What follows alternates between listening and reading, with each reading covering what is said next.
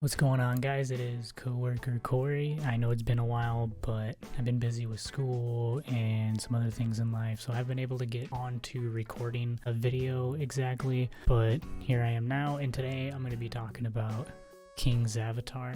If you haven't seen this in its anime form, and I think it's the webtoon version of it, I don't think there's a full-fledged manga. I think it's just the webtoon. It's pretty good. I would recommend watching the Chinese live action, which is what I'm going to be talking about in this video. And the reason why I would say that is that in the webtoon and in the anime, when you're going from the video game and them in real life, it's about the same art style.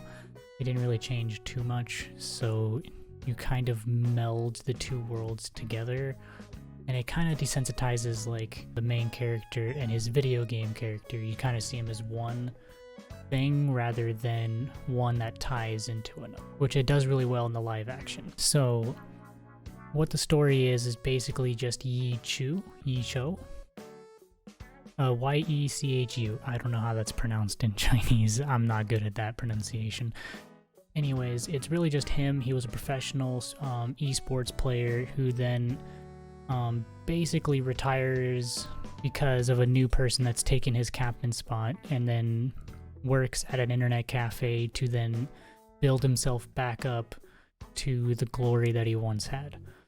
And that's pretty much the whole premise of the story. The pacing is pretty slow, so I will warn you there. I don't remember how many episodes there was in. I think it might have been like 24, maybe there was 40 episodes. I know there's 2 seasons, but I don't know how many episodes. The ending is pretty good. I'll say that. It leaves you feeling fulfilled, so I like that, and considering where it's coming from, like what it's taking from, which normally live action anime adaptations are either rushed or poorly done. And this one they put a lot of effort in, so I really do like it. Now, going into like the ratings of it all and everything, I'm going to start with characters. The characters in the show, in the anime, they're probably a little bit better. Even the webtoons, they might feel a little bit better because a lot of the moments when they interact with each other, the little goofy anime cliches are still there. So it's a little weird seeing that in person, but they do it in a way where it's tasteful. You know, you kind of tell that this is homage to the anime or the webtoons, so it's pretty nice. I give it about an 8 out of 10 just because they put in a solid effort and it's not like complete crap. Now, in terms of the world building, it's really the same world. The video game world is really interesting if you know anything about competitive gaming and stuff and how games are working now. Not extremely realistic, especially since this is a live action and you're seeing the way the game's operating. It's like no game's gonna operate that way, so I give it a 7 out of 10. It's still really good, but it kind of is hard for a gamer to be like, yeah, this is a really nice esports show, shows how competitive gaming is, because it's not entirely accurate. In terms of contracts and everything else, very accurate, so that's pretty nice.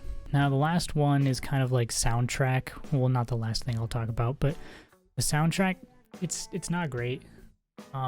As the show goes, the songs that are repeated, like every moment has their own little song. Every romantic moment has a song. Every intense moment has a song. Every funny moment has a song. They don't change it up, and it's always relatively the same starting and ending point. Almost every scene has the same length. Every funny scene, every romantic scene, it's about the same time. So I give it about a 6 out of 10. It's really the weakest point of the show, but given that it's taken from an anime and a webtoon, it's pretty good. I would give it that. You know, if they shortened anything, the soundtrack being a little bit lax, I'll take over having like terrible acting and poor visuals. Now, my own personal opinion on this, I think it's about an 8 out of 10. There's definitely some K-dramas that might be based on, which I haven't dived into entirely, some K-dramas that might be based on some like Korean webtoons and stuff that are done really well because it's just real world life, and dramas are a little bit easier to do than like an esports kind of situation where you need CGI and everything to play out the video game. and all this kind of stuff. Maybe the actors aren't quite as into it as they would be in a drama. So I'm going to leave it at 8 out of 10. I think it's a solid thing to maybe get yourself into like the foreign genre of TV shows, because it plays really well from the anime. If you're looking at it from that standpoint. I didn't read much of the webtoon or the manga too much, so I don't know how many comparisons I can make between that, but I can from the anime. And it's really well. Like, it's done up pretty decent, and I would recommend it to anyone who wants to try a foreign show. And that's about all I have time for today. Kind of a short video, but I'm planning on making a few more. That way there I have a little bit of a backlog. Subscribe to the YouTube channel if you haven't. Follow me on Twitch. Link will be down below. Go ahead and follow my Twitter. I'm going to be a little bit more active, or try to be more active on it. And I'll see you guys on the next one.